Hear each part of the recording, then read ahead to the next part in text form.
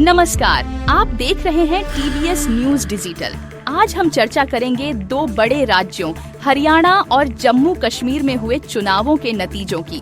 हरियाणा में बीजेपी की जीत ने राजनीतिक माहौल में खलबली मचा दी है, जबकि जम्मू कश्मीर के चुनाव परिणामों ने वहां के राजनीतिक परिदृश्य को नया मोड़ दिया है। आज हम इन चुनावी नतीजों का गहन विश्लेषण करेंगे, रणनीतियों पर चर्चा करेंगे और यह समझने की कोशिश करेंगे कि हरियाणा में बीजेपी की हैट्रिक के पीछे क्या कारण रहे और जम्मू कश्मीर में कौन से मुद्दे सबसे ज्यादा हावी रहे। हरियाणा विधानसभा चुनावों में इस बार की लड़ाई सिर्फ सत्ता की नहीं, बल्कि जनता के विश्वास और रणनीतिक दांवपेचों की भी थी। सभी एग्जिट पोल्स ने संकेत दिया था कि कांग्रेस एक तरफा जीत दर्ज करेगी, लेकिन चुनाव परिणामों ने सबको चौंका दिया। बीजेपी ने, जो पिछले 2 बार से सत्ता में थी, एक बार फिर हरियाणा में जीत हासिल की। हरियाणा में बीजेपी को 48, कांग्रेस को 37, INLD को 2, अन्य को 3 सीटें मिली, जबकि जेजेपी का खाता नहीं खुला। मुख्य मुद्दों में बीजेपी सरकार के खिलाफ एंटी इनकम्बेंसी, किसानों का गुस्सा, पूर्व सीएम मनोहर लाल खट्टर की अलोकप्रियता, खिलाड़ियों के साथ हुए अन्याय और अग्निवीर योजना को लेकर आक्रोश शामिल थे। कांग्रेस का मानना था कि जाट समुदाय बीजेपी के खिलाफ वोट करेगा, लेकिन बीजेपी ने अपनी रणनीति से समीकरणों को उलट दिया। गैर जाट समुदाय को बीजेपी ने कुशलता से अपने पक्ष में किया। बनिया, ब्राह्मण, राजपूत और ओबीसी समुदाय को जोड़कर बीजेपी ने काउंटर पोलराइजेशन किया, जो कांग्रेस के लिए बेहद नुकसानदायक साबित हुआ। पूर्व सीएम खट्टर की अलोकप्रियता को भांपते हुए भाजपा ने नायब सिंह सैनी को सीएम बनाकर एक नई रणनीति अपनाई। नायब सैनी को मुख्यमंत्री पद के उम्मीदवार के तौर पर पेश करने से बीजेपी ने पिछड़ी जातियों का समर्थन हासिल कर लिया, जो कांग्रेस के लिए बड़ा झटका साबित हुआ।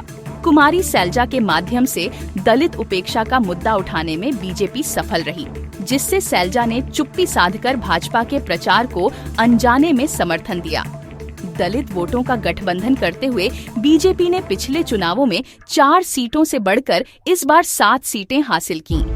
कांग्रेस के नेतृत्व में असमंजस, आंतरिक कलह और आप के साथ गठबंधन न होना उनकी हार के प्रमुख कारण रहे।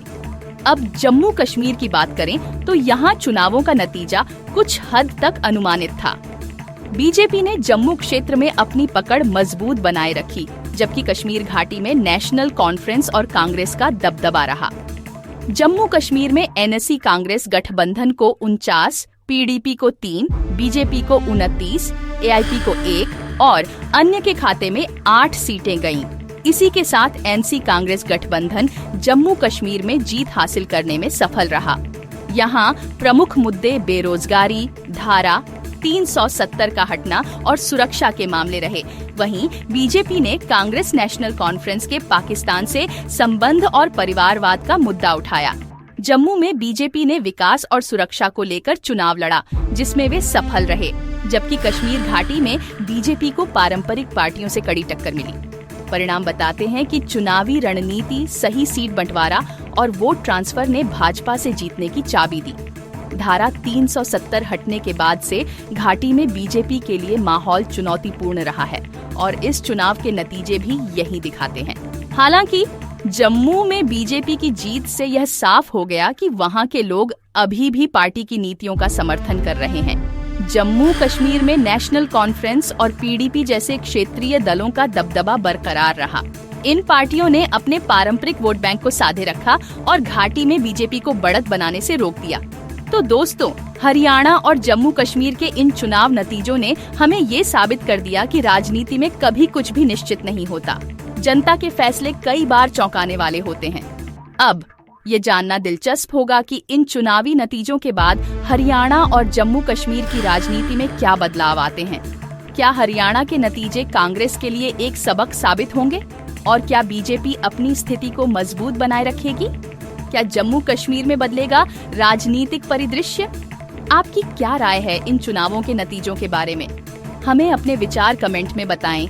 इसी के साथ TBS न्यूज डिजिटल पर बने रहिए। हम आपको हर महत्वपूर्ण खबर से अपडेट रखते रहेंगे। धन्यवाद।